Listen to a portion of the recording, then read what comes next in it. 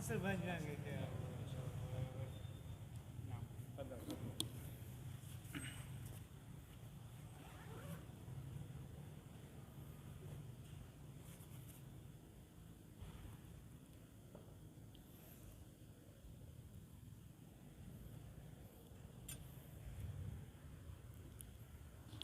Assalamualaikum warahmatullahi wabarakatuh.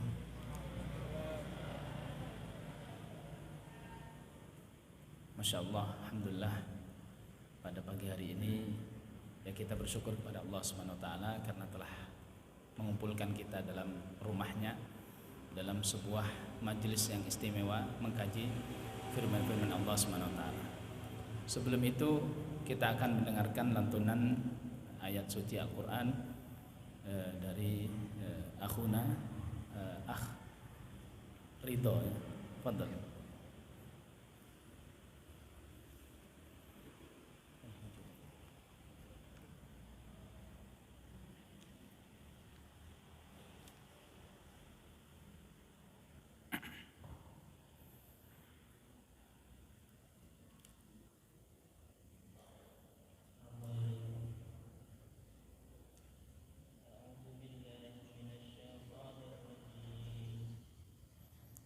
Bismillahirrahmanirrahim.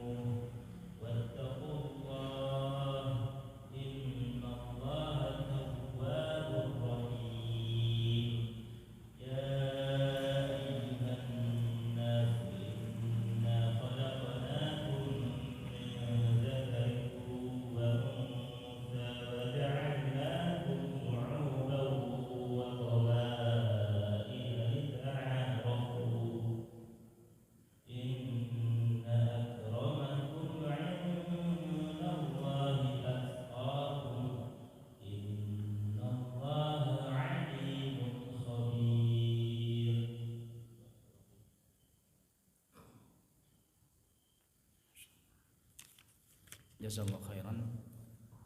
Alhamdulillah wassalatu wassalamu ala Rasulillah wa ala alihi wa sahbihi wa man walah. Alhamdulillah, kita bersyukur kepada Allah Subhanahu wa taala, zat yang telah menurunkan Al-Qur'an sebagai petunjuk bagi umat manusia, sebagai petunjuk bagi orang-orang yang hendak mengambil hidayah darinya. Al-Qur'an yang Allah turunkan kepada Nabi kita Muhammad sallallahu alaihi wasallam, yang diawali dengan firman-Nya Iqra bismi rabbikal ladzi khalaq, yang menandakan bahwasannya solusi yang pertama yang Allah berikan kepada Rasul kita untuk menghadapi kaumnya, kaum kufar Quraisy yang hidup dalam kejahilian jahla, dikatakan jahiliyatul jahla, jadi jahiliyah yang super jahiliyah. Maka solusi yang Allah berikan kepada Rasulnya adalah Iqra, baca.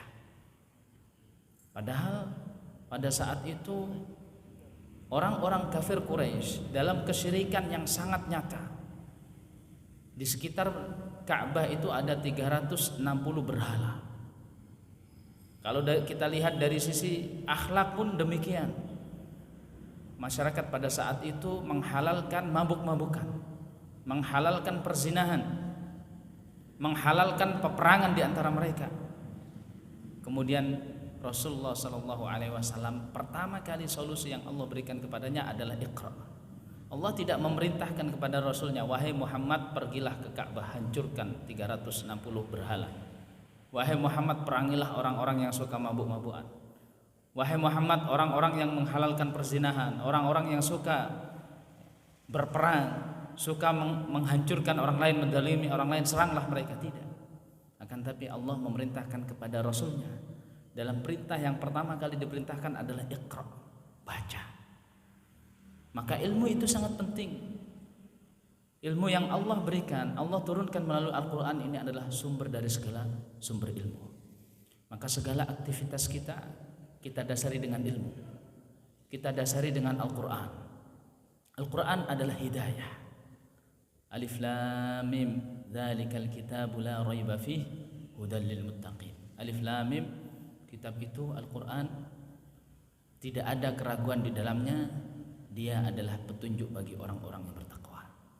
Salawat dan salam kita aturkan kepada Nabi kita Muhammad sallallahu alaihi wasallam, seorang rasul, seorang mubalik dari Allah Subhanahu wa taala, yang Allah tugaskan untuk memberikan cahaya kepada umat manusia yang pada saat itu dalam kondisi jahiliyah, yang kemudian Allah berdakwah di tengah-tengah mereka 13 tahun, yang kemudian Rasulullah berdakwah di tengah-tengah mereka 13 tahun. Rasulullah berdakwah, Rasulullah tanamkan tauhid, tanamkan keimanan dalam waktu yang 13 tahun.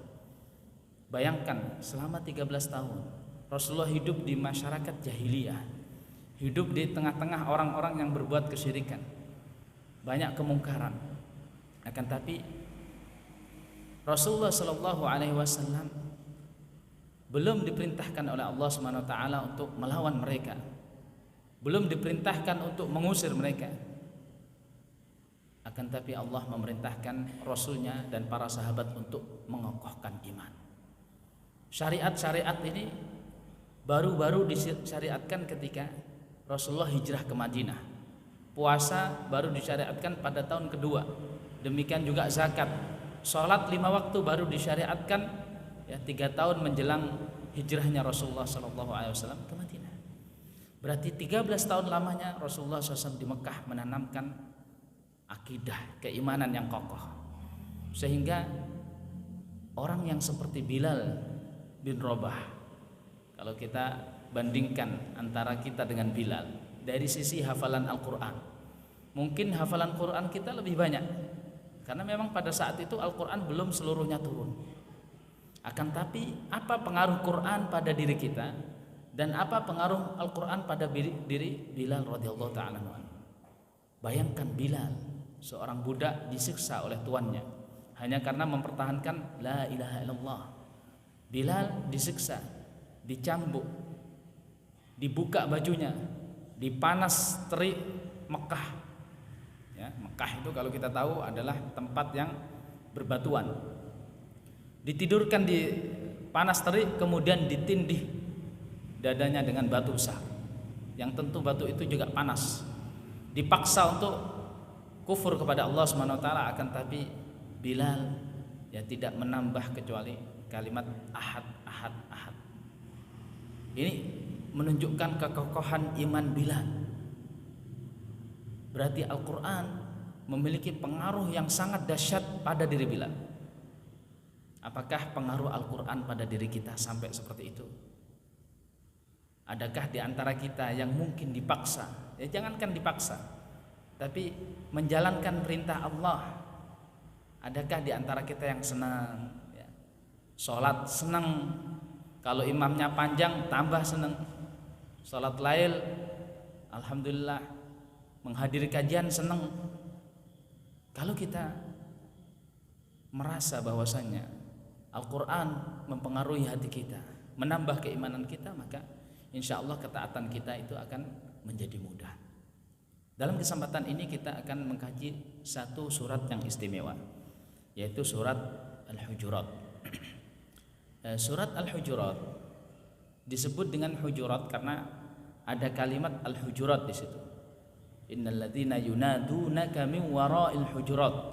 Orang-orang yang memanggil kamu dari luar kamar-kamar ya. Hujurat itu artinya adalah kamar-kamar. Jamak dari hujrah. Hujrah artinya adalah kamar. Yang dimaksud di sini adalah kamar-kamar Nabi sallallahu alaihi wasallam, yaitu rumah beliau. Kenapa tidak dikatakan bait atau dar? Bait, dar itu artinya rumah. Karena memang rumah beliau itu seperti kamar. Bandingkan rumah beliau dengan rumah kita. Kalau rumah kita Masya Allah ada kamar tidur, dapur, toilet, ruang tamu, ruang kumpul bersama keluarga, halaman, itu baru rumah lengkap. Tapi kalau kita lihat rumah Rasulullah SAW, dia adalah satu kotak bangunan yang dibagi dua. Satu bagian untuk beliau tidur, satu bagian untuk menerima tamu. Maka rumah yang kondisinya semacam ini pantaslah disebut oleh Allah Subhanahu wa taala sebagai hujurat, kamar-kamar. Dan ini menunjukkan ketawaduan Rasulullah, dan tawaduk itu tidak mengurangi kemuliaan Rasulullah sallallahu alaihi wasallam. Rumah yang kecil, rumah yang apa adanya tidak mengurangi kemuliaan Rasulullah sallallahu alaihi wasallam. Bahkan beliau adalah manusia yang paling mulia. Beliau bersabda sallallahu alaihi wasallam, "Ana sayyidu waladi Adam wala fakhar." Aku adalah orang yang paling mulia di antara manusia dan aku ya tidak menyombongkan diri dengan itu. Jamaah yang dirahmati Allah Subhanahu wa taala, di dalam surat Al-Hujurat ini di ayat pertama Allah memanggil orang-orang beriman, "Ya ayyuhalladzina amanu la tuqaddimu baina yadayillahi wa rasulih." Wahai orang-orang yang beriman, janganlah kalian mendahulukan sebelum Allah dan Rasulnya. Ini tuqaddimu itu dalam bahasa Arab ya artinya adalah mendahulukan. Jadi dia adalah kata kerja yang butuh dengan objek. Akan tapi objeknya tidak disebutkan di sini. Apa yang didahulukan? Ini adalah uslub Arab. Ketika orang Arab menyebutkan kata kerja, yang kata kerja ini butuh objek, akan tapi objeknya tidak disebutkan, berarti objeknya itu umum. Makanya ayat ini sebelumnya, ayat ini maknanya adalah, wahai orang-orang yang beriman, janganlah kalian dahulukan apa saja sebelum Allah dan Rasulnya. Aisyah radhiyallahu ta'ala anha ketika menjelaskan tentang ayat ini, beliau menafsirkan ya dengan tafsir, janganlah kalian dahului Ramadan janganlah kalian dahului puasa sebelum puasanya Rasulullah. Ini sesuai dengan hadis la tuqaddimu Ramadan bi yaumin au bi yaumain, bi saumi yaumin au saumi yaumain. Janganlah kalian dahului puasa Ramadan dengan puasa sehari atau 2 hari. Akan tapi maknanya lebih luas dari itu. Maka masuk di dalamnya, janganlah kalian dahulukan sebelum Allah dan Rasulnya hukum apa saja. Jangan kalian jadikan hukum manusia sebelum hukum Allah dan Rasulnya. Jangan kalian jadikan petunjuk manusia sebelum petunjuk Allah dan Rasulnya. Jangan kalian dahulukan pendapat manusia, pendapat guru kalian, pendapat ustadz kalian, pendapat kiai-kiai kalian sebelum pendapat Allah dan Rasulnya. Demikian juga sistem-sistem yang lain yang Allah Subhanahu wa taala atur. Manhaj-manhaj yang lain yang Allah Subhanahu wa taala atur, maka jangan kalian dahulukan ya, buatan-buatan manusia sebelum Allah dan Rasulnya. Ini adalah adab yang Allah Subhanahu wa taala ajarkan kepada manusia, bagaimana mereka beradab kepada Allah dan Rasulnya. Dalam surat ini disebutkan ada 3 adab. Adab terhadap Allah dan Rasulnya dalam artian adab yang berkaitan dengan agama. Adab terhadap Rasul dengan kata lain adab yang berkaitan dengan dunia, adab bersama Rasul. Kemudian yang ketiga adalah adab berhadapan atau bermuamalah dengan kaum muslimin yang lain. Ini 3 adab. Dan diawali dengan panggilan ya ayyuhalladzina amanu. Ini adalah panggilan sayang Allah Subhanahu wa taala terhadap orang-orang yang beriman. Dalam surat ini disebutkan 5 kali ya ayyuhalladzina amanu 5 kali. Allah mengulang lagi ya ayyuhalladzina amanu. Ketika seorang muslim mendengarkan Allah Subhanahu wa taala memanggil ya ayyuhalladzina amanu, maka apa yang harus dia lakukan?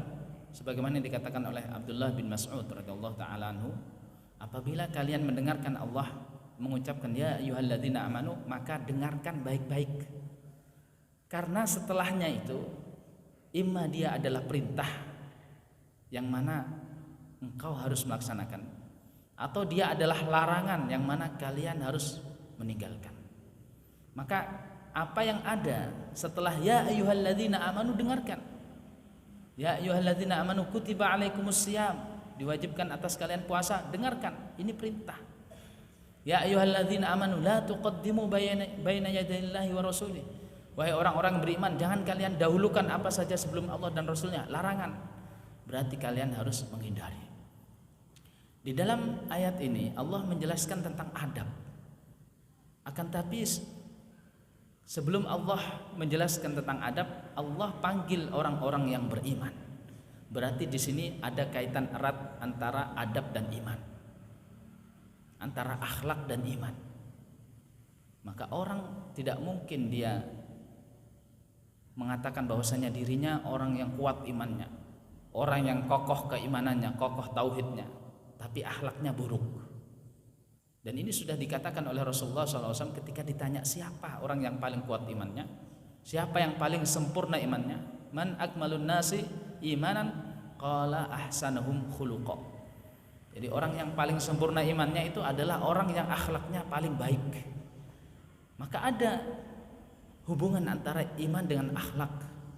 Semakin baik akhlak menunjukkan semakin kuat iman. Semakin kokoh iman ditandai dengan semakin baiknya akhlak. Ketika seorang mengatakan dia beriman, imannya kuat, imannya kokoh, tauhidnya lurus, akan tapi akhlaknya buruk, maka sekali-kali ini hanya dugaan saja, ini hanya pengakuan saja. Berarti imannya belum baik, imannya belum beres. Ya, karena tanda kesempurnaan iman, tanda baiknya iman adalah ketika akhlak itu pun ikut baik. Adab yang diajarkan oleh Allah kepada manusia berkaitan dengan agama ini, bahwasanya jangan sampai, jangan sekali-kali kita dahulukan apapun itu sebelum Allah dan Rasulnya. Bagaimana kita mendahulukan Allah dan Rasulnya? Mendahulukan Allah melalui firman-Nya yaitu kitab, mendahulukan Rasulullah melalui hadis-hadisnya yaitu sunnah. Maka kitab dan sunnah ini menjadi pedoman utama kita. Dan semua ulama sepakat bahwasanya pedoman seorang muslim adalah kitab dan sunnah, adalah Al-Quran dan juga hadis-hadis Nabi SAW. Wattaqullah innallaha sami'un alim. Bertakwalah kepada Allah, sesungguhnya Allah maha mendengar dan Allah maha mengetahui. Wattaqullah, bertakwalah kepada Allah dengan tidak mendahulukan sebelum Allah dan Rasulnya, karena sungguhnya Allah maha mendengar segala apa yang kita katakan dan Allah Maha mengetahui segala perbuatan kita. Dalam ayat yang kedua, ya ayyuhalladzina amanu la tarfa'u aswatakum fawqa sautin nabi wa la tajharu lahu bil qawli kajahri ba'dikum li ba'd. Wahai orang-orang yang beriman, janganlah kalian angkat suara kalian di atas suara Rasul sallallahu alaihi wasallam. Dan jangan kalian keraskan suara kalian sebagaimana kalian berbicara dengan orang yang lain. Jadi ini adab yang berkaitan dengan muamalah kita dengan Rasul sallallahu alaihi wasallam. Ya, ini ketika Rasul sallallahu alaihi wasallam masih hidup. Jangan mengeraskan suara di atas suaranya Rasul. Dan jangan ya kalian panggil Rasulullah sallallahu alaihi wasallam sebagaimana kalian memanggil teman kalian. Makanya sahabat itu memanggil Rasulullah dengan sebutan ya Rasulullah atau ya Nabi Allah. Tidak ada di antara mereka yang memanggil ya Muhammad, kecuali orang Arab Badui ya, yang memang mereka belum mengetahui larangan ini. Jadi mereka memanggil ya Muhammad karena mereka tidak tahu. Tapi sahabat Rasulullah sallallahu alaihi wasallam yang tinggal bersama Rasulullah di Madinah, maka mereka memanggil beliau dengan ya Rasulullah atau ya Nabi Allah. Para ulama mengatakan adab ini tidak hanya ketika beliau masih hidup, bahkan setelah beliau wafat. Makanya Umar bin Khattab ya pernah berkata kepada dua orang yang mengangkat suaranya di Masjid Nabawi. Jadi kalau kita lihat makam Rasulullah sallallahu alaihi wasallam itu berada di samping Masjid Nabawi, itu asalnya. Sekarang masuk di dalam Masjid Nabawi. Ketika itu Umar melihat ada dua orang yang mengeraskan suaranya. Kemudian ditanya, dari mana kamu? Ketika dijawab, aku dari kota ini, dari kota di luar Madinah. Maka Umar mengatakan, kalau seandainya aku tahu kamu adalah orang Madinah, maka aku akan memukul kalian. Ini adab ya. Karena orang yang tahu bahwasanya dia harus beradab kepada Rasulullah, tidak boleh mengangkat suaranya, maka ketika dia mengangkat suaranya berarti dia kurang beradab kepada Rasulullah SAW. Ini bayangkan, adab kepada Rasulullah sampai sedetail itu, sampai mengangkat suara saja tidak boleh ya. Apalagi kalau sampai seorang muslim kemudian menghinakan Rasulnya, melecehkan Rasulnya, menghinakan keluarganya misalnya, melecehkan keluarganya, ini ya bisa menyebabkan kekufuran. Bisa menyebabkan kekufuran. Qul abillahi wa ayatihi wa rasulihi kuntum tastahzi'un la ta'tadiru qad kafartum ba'da imanikum. Ya, katakanlah apakah dengan Allah, dengan ayat-ayatnya dan dengan Rasulnya kalian melecehkan, kalian merendahkan? La ta'tadiru, jangan kalian mencari udzur, sungguhnya kalian telah kufur. Ini bahaya sekali melecehkan Rasulnya. Maka seorang muslim harus beradab kepada Rasulnya. Disebutkan oleh para ulama tafsir, sebab nuzul ayat ini adalah suatu ketika ada utusan dari Bani Tamim. Kemudian Rasulullah meminta musyawarah kepada para sahabat, siapa yang akan dijadikan pemimpin dari Bani Tamim. Maka Abu Bakar mengatakan, jadikan Qaq' bin Ma'bad sebagai pemimpin. Umar bin Khattab mengusulkan Aqra' bin Habis, jadikan Aqra' bin Habis sebagai pemimpin. Jadi dua orang ini berbeda pendapat. Abu Bakar dan Umar berbeda pendapat. Satunya milih A, satunya milih B. Sampai suara dua orang sahabat yang mulia ini Umar dan Abu Bakar. Abu Bakar dan Umar ini sahabat yang paling mulia. Ya, yang paling mulia dari umat ini setelah Rasulullah SAW adalah dua orang ini. Akan tapi mereka juga manusia.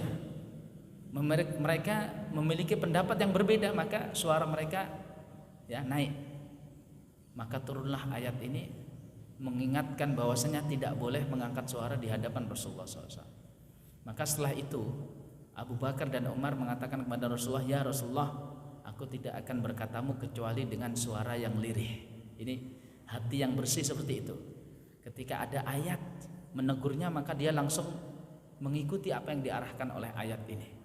Ketika ayat ini melarang seseorang untuk berkata keras, mengangkat suaranya di hadapan Rasulullah, maka langsung dua sahabat ini yang memiliki hati yang bersih mengatakan, ya Rasulullah, setelah ini aku tidak akan berkata-kata denganmu kecuali dengan suara yang lirih.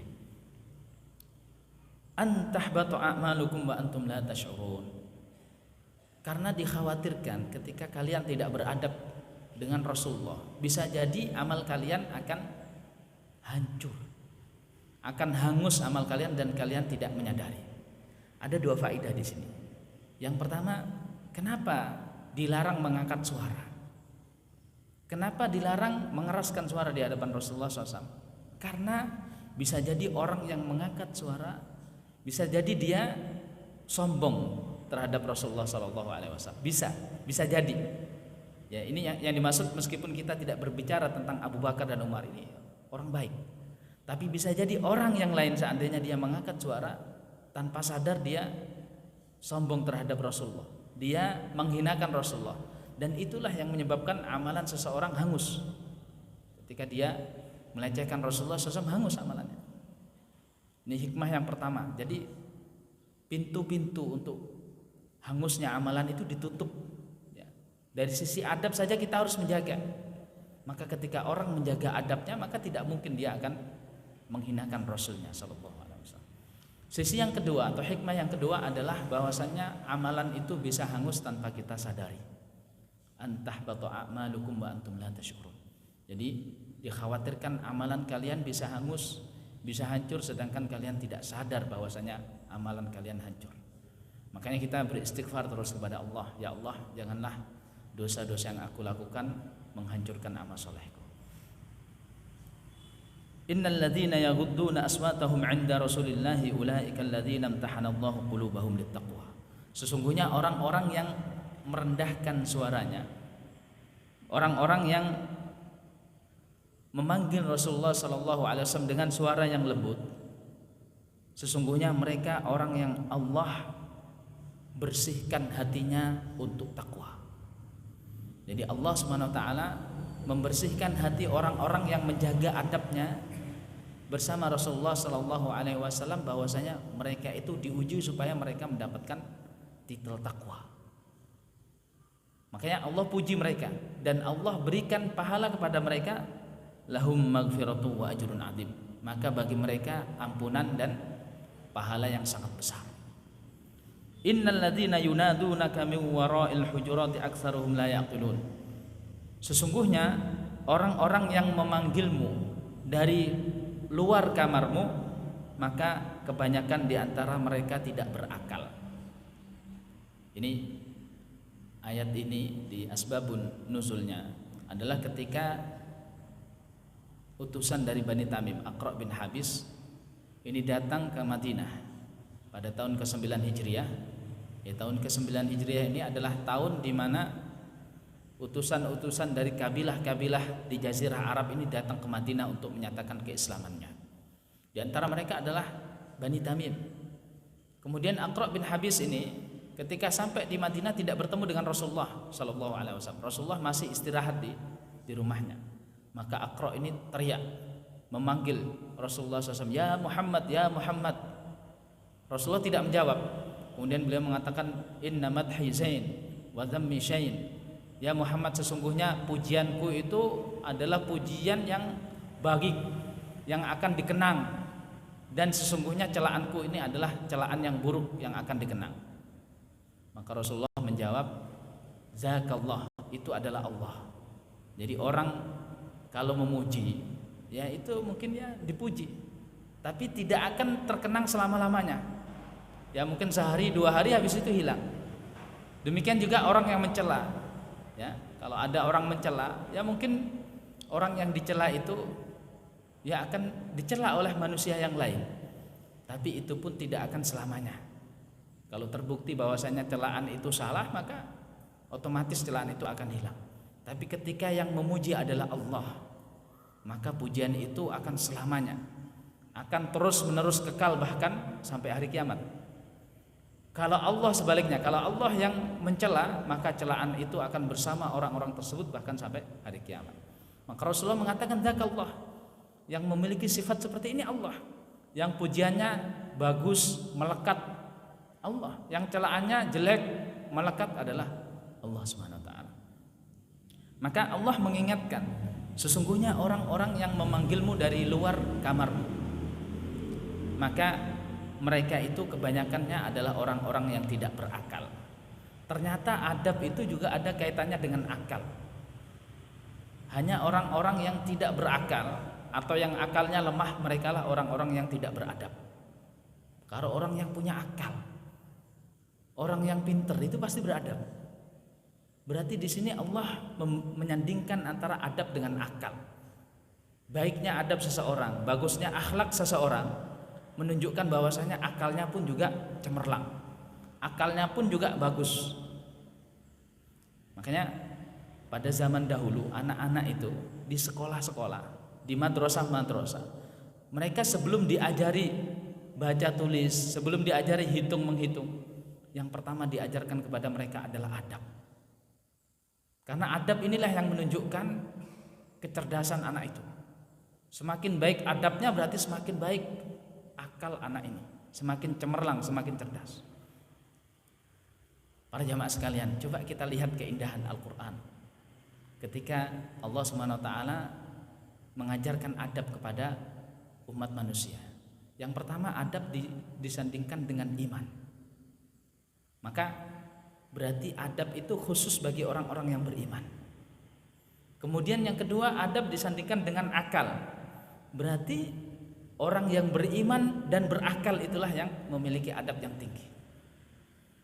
Jadi ada dua sifat yang menyertai dengan adab, yang mana adab ini menunjukkan adanya dua sifat itu, yaitu orang yang beriman dan berakal pastilah dia beradab. Kalau ada yang mengaku beriman, mengaku berakal, akan tapi adabnya jelek, maka masih dipertanyakan itu.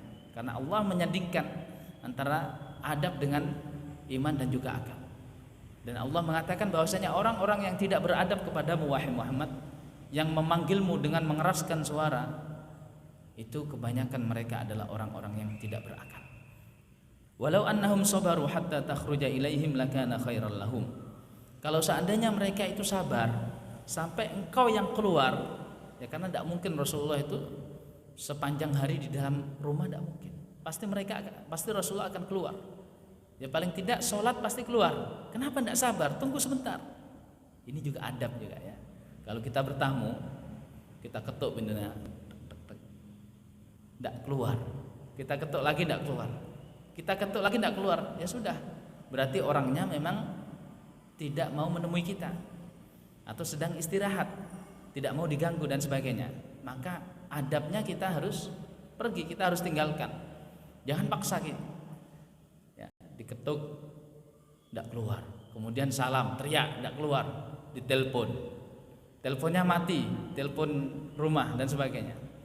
Ini seolah-olah kita paksa orang itu untuk keluar. Padahal kita tidak tahu apa yang sedang terjadi di dalam. Mungkin orang tersebut sedang butuh istirahat, sedang sakit gigi mungkin dan sebagainya.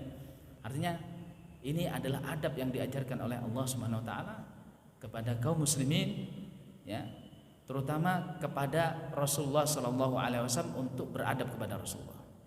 Dan tidak menutup kemungkinan juga adab ini juga sesama kaum muslimin, supaya mereka juga menjaga adab. Ketika mereka bertamu, maka jangan paksa tuan rumah untuk keluar.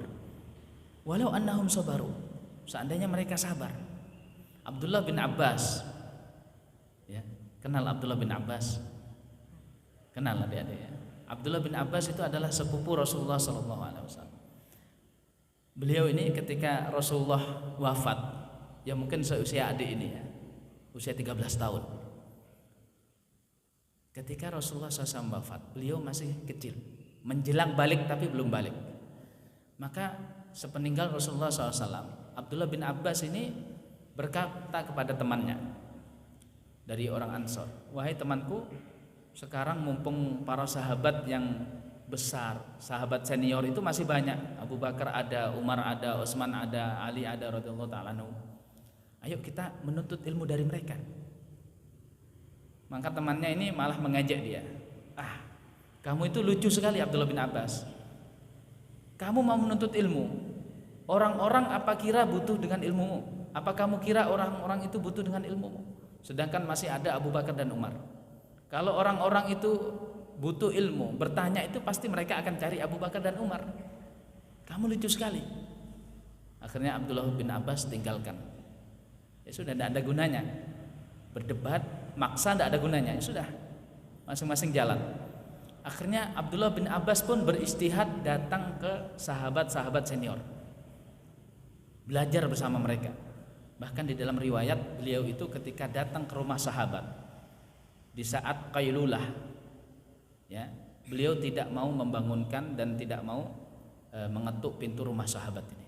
Jadi beliau tunggu di depan rumahnya sampai-sampai ketika ada angin yang menerpa debu, maka seluruh tubuhnya kena debu. Dan ketika masuk waktu zuhur, sahabat ini keluar dari rumahnya, sahabat melihat Ibnu Abbas dalam kondisi penuh debu. Maka sahabat ini mengatakan, wahai ya sepupu Rasulullah SAW, andai saja kamu memanggilku maka pasti aku akan datang. Karena ini kan masih kerabat Rasulullah, maka sahabat pun menghormati kerabat Rasulullah. Kalau kamu mau, kamu panggil aku datang. Maka apa kata Abdullah bin Abbas? Apa kata Abdullah bin Abbas? Ya, Abdullah bin Abbas mengatakan, tidak, beginilah kami harus memperlakukan ilmu. Ini kata emas. Tidak, bukan seperti itu, tapi beginilah kami harus memperlakukan ilmu. Jadi ilmu itu didatangi, bukan disuruh datang. Maka Abdullah bin Abbas tunggu sampai keluar sahabat ini, baru setelah itu dia belajar dari sahabat itu. Maka tidak berjangka lama ya, setelah sahabat senior ini meninggal, Abu Bakar meninggal, Umar meninggal, maka Abdullah bin Abbas ini menjadi sumber ilmu dari kalangan para sahabat. Ketika sahabat senior sudah banyak yang meninggal, maka para tabi'in, ya, manusia pada saat itu ketika butuh ilmu maka mereka akan datang kepada Abdullah bin Abbas. Temannya yang tadi datang lewat, dia melihat ada banyak orang berkerumun di satu orang, maka dia bilang kepada temannya yang berjalan bersamanya, kamu tahu siapa ini? Dia adalah Ibnu Abbas, dia lebih berakal dariku, dia mengajakku untuk menuntut ilmu, aku tidak mau. Sekarang dia seperti itu, aku seperti ini ya. Jadi kalau seandainya mereka sabar menunggu di luar, maka itu lebih baik bagi mereka. Wallahu ghafurur rahim. Allah Maha Pengampun lagi Maha Penyayang. Jadi Allah Maha Pengampun bagi orang-orang yang minta ampun kepada Allah, Maha Penerima tobat bagi orang-orang yang bertobat, dan juga Allah Maha Penyayang. Allah menyayangi hambanya. Ya ayyuhalladzina amanu. Ya, ini adalah panggilan yang ketiga. Ya ayyuhalladzina amanu, in ja'akum fasiqun binaba'in fatabayyanu an tusibu qauman bijahalatin fatusbihu ala ma fa'altum nadimin. Wahai orang-orang yang beriman, apabila datang kepada kalian orang yang fasik dengan membawa sebuah kabar, maka bertabayyunlah, cek kabarnya, cek kesahihan kabarnya. Karena kalau tidak, ditakutkan kalian akan melukai sebuah kaum, akan mendolimi sebuah kaum, sedangkan kalian tidak tahu dan kalian akan menyesal setelahnya. Ayat ini turun ketika sebuah kabilah, jadi Bani Mustalik ini masuk Islam. Kemudian kepala suku mereka Al-Harith. Al-Harith ini mertuanya Rasulullah ya. Karena putri beliau Juwairiyah ini adalah ummahatul mukminin, istri Rasulullah. Al-Harith ini bilang, wahai Rasulullah SAW, perintahkan nanti pada hari ini di tempat ini seseorang untuk mengambil zakat. Aku akan kumpulkan zakatnya Bani Mustalik. Maka pada hari dan waktu yang telah ditentukan dan tempat yang telah ditentukan, mereka itu dengan sukacita datang berkumpul menyambut utusan dari Rasulullah. Yang diutus adalah Walid bin Uqbah bin Abi Mu'aid. Walid ini di masa jahiliyahnya pernah punya masalah dengan Bani Mustalik di masa jahiliyah. Maka ketika dia diutus dan dia mendengar bahwasanya Bani Mustalik berkumpul, maka datang setan ya, diwaswas, ini Bani Mustalik kumpul untuk membalas dendam kepadamu, mereka mau membunuhmu. Akhirnya Walid ini belum sampai ke tempat yang telah ditentukan, balik lagi. Balik lagi kemudian bilang kepada Rasulullah, ya Rasulullah, Bani Mustalik tidak mau bayar zakat, bahkan mereka mau membunuhku. Bani Mustalik tidak mau bayar zakat, bahkan mereka mau membunuhku. Maka Rasulullah SAW mengutus utusan yang dipimpin oleh Khalid bin Walid, ya, utusan untuk mengecek kebenaran apa yang dikatakan oleh Walid bin Uqbah. Al-Haris yang menunggu di tempat itu, yang merasa aneh, ini sudah waktu yang telah ditentukan, ternyata utusan Rasulullah tidak datang. Berarti ada peristiwa yang penting ini, peristiwa yang penting. Saya harus cek. Mungkin terjadi sesuatu. Dicek. Akhirnya Haris pun datang ke sana, bertemu dengan utusan tadi. Jadi alhamdulillah qadarullah, bertemu di tengah jalan. Belum sempat utusan ini menyerang, tapi bertemu di tengah jalan. Kemudian utusan ini mengatakan, Haris, kamu tidak mau bayar zakat, kamu mau membunuh utusan Rasulullah SAW. Haris mengatakan, tidak benar, justru aku menunggu dia tapi dia tidak sampai ke tempatku. Oh, berarti sini ada masalah, ada miskomunikasi. Akhirnya mereka berdua datang ke Rasulullah SAW menjelaskan apa yang terjadi. Makanya turun dalam ayat ini dijelaskan, wahai orang-orang yang beriman, apabila datang kepada kalian orang yang fasik dengan sebuah kabar, maka cek dulu kebenarannya. Ini adab bersosial media, ya. Ketika kita mendapatkan kabar, apalagi zaman sekarang, zaman terbuka, internet, masya Allah, ya, sosial media, semua bisa ngakses, anak muda, orang yang baik, orang yang buruk, semuanya. Maka banyak sekali kabar-kabar berseliweran. Kabar ini kalau kita tidak cek, kita tidak tahu kebenarannya, maka bisa jadi yang kita sharekan adalah sesuatu yang dusta, dan itu bisa jadi merugikan orang lain. Maka ini adab, ya, ketika seseorang masuk ke dunia sosial media, sosmed ini, maka haruslah dia menjaga adabnya. Jangan setiap sesuatu yang sampai kepada dirinya di-share. Cek dulu benar apa enggak, baru dia share. Ada kabar burung, ya, kalau zaman dulu kabar burung, sekarang lebih cepat dari burung, ya, internet lebih cepat. Di ujung dunia sana hari ini terjadi, detik ini langsung sampai kepada kita. Maka cek. Allah mengatakan fatabayyanu. Dalam qiraat yang lain disebutkan fatasabbatu, artinya adalah tabayyun dan tasabbut. Jadi dicek dulu kebenarannya. Maka tidak semua kabar yang sampai kepada kita itu boleh kita yakini kebenarannya, boleh kita sebarkan, tapi perlu dicek. Inilah adab seorang muslim. Dan ini yang dilakukan oleh ahlu hadis kita. Ahlu hadis itu tidak semua qala Rasulullah diterima, tapi dia cek dulu, ini riwayatnya siapa, dari siapa, dari siapa, nyambung enggak ini? Oh nyambung. Rawinya ini hukumnya apa? Apakah dia adalah rawi yang siqat ataukah rawi yang dhaif? Kemudian makna hadisnya bertentangan dengan Al-Quran, bertentangan dengan hadis yang sahih yang lain atau tidak? Maka dicek sedetail itu. Ada buku, ya, yang tebal ini, buku yang dikaram oleh Syekh Albani, silsilah hadis sahih. Ada lagi silsilah hadis dhaif. Mungkin kita bertanya, kenapa kok ada silsilah hadis sahih? Silsilah artinya adalah apa? Jalur hadis sahih. Ya sudah cukup silsilah hadis sahih saja, kenapa silsilah hadis dhaif? Tapi itulah ketelitian ulama. Ya karena mungkin banyak hadis-hadis yang sampai kepada kita, ternyata kalau diteliti jalurnya, ternyata jalurnya adalah jalur yang dhaif. Jadi mereka menerapkan konsep fatabayyanu ini dalam sebuah ilmu, yang mana kemudian ilmu ini menjadi karya besar kaum muslimin yang tidak ada pada agama lain. Kalau kita tanya misalkan agama lain, contohnya Injil misalkan, ini rawinya siapa? Siapa yang pertama kali nulis? Dari yang pertama kali menulis ke Isa, ini siapa? Rawinya siapa? Kita tidak akan menemukan itu, dan hanya ada pada kaum muslimin.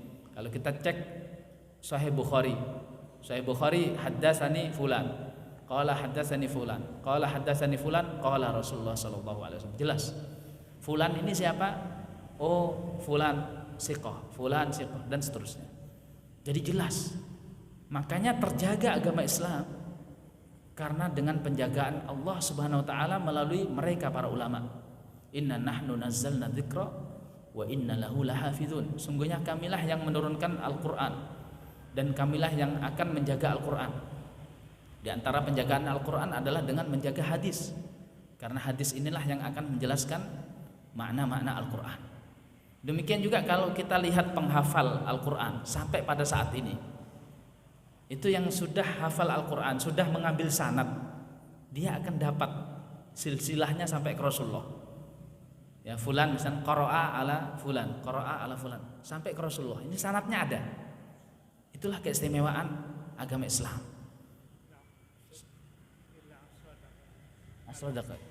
Nah, baik. Wa'lamu anna fikum Rasulullah law yuti'ukum fi katsirin minal amri la'anittum walakinallaha habbaba ilaikumul iman wa zayyanahu fi qulubikum wa karraha ilaikumul kufra wal fusuqa wal isyan ulaika humur rasyidun. Ketahuilah bahwasanya bersama kalian adalah Rasulullah. Kalau seandainya Rasulullah itu mengikuti semua keinginan kalian, maka justru kalianlah yang akan susah. Akan tapi Allah membuat kalian itu cinta, menjadikan iman itu dicintai oleh kalian, membuat iman itu dicintai oleh kalian, dan menghiasi iman itu di dalam hati-hati kalian, dan Allah membuat kalian benci terhadap kekufuran, kefasikan, dan juga kemaksiatan. Ayat ini menjelaskan kepada para sahabat bahwasanya para sahabat itu dulu berharap bahwasanya keinginan yang mereka inginkan itu dibantu oleh wahyu. Jadi kalau mereka ingin ini dibantu oleh wahyu. Tapi Allah mengatakan bukan seperti itu. Justru wahyulah kemudian keinginan kita yang kita ikutkan bersama wahyu. Jadi kita dulukan wahyu dulu baru keinginan kita. Bukan keinginan kita baru wahyu. Ara'aita man ittaba'aha ilahahu hawa. Ara'aita man ittakhadha ilahahu hawa. Kalian tahu orang yang menjadikan Tuhan-Tuhan mereka itu adalah hawa nafsunya. Jadi Allah melarang untuk menjadikan hawa nafsu ini sebagai Tuhan, sebagai acuan. Makanya nanti keunikannya ada sahabat. Sahabat ini mau berzina, tapi dia minta persetujuan Rasulullah SAW. Yang aneh sekali. Ada sahabat datang ke Rasulullah, ya Rasulullah izinkan aku untuk berzina. Ini kan aneh nih. Ya, tapi Rasulullah SAW memberikan nasihat. Ya, kamu mau berzina, coba bayangkan kalau seandainya wanita yang kamu zinahi itu adalah ibumu, apakah kamu ridho? Coba bayangkan wanita yang kamu zinahi itu adalah adikmu, apakah kamu ridho? Coba bayangkan kalau wanita yang kamu zinahi adalah putrimu, kamu ridho? Kemudian Rasulullah doakan pemuda itu, ya, akhirnya pemuda itu pun ya tidak jadi berzina. Artinya ada orang-orang yang punya hawa nafsu, punya keinginan, kemudian minta restu dari Al-Quran, minta restu dari hadis. Ya, dia punya keinginan dulu, punya konsep dulu, punya manhaj dulu, baru kemudian ditempeli Al-Quran. Oh ini loh Al-Quran boleh, ini hadis boleh. Allah melarang demikian. Jangan. Karena justru kalau seperti itu kalian sendiri yang akan susah. Akan tapi jadikan Al-Quran itu sebagai petunjuk kalian.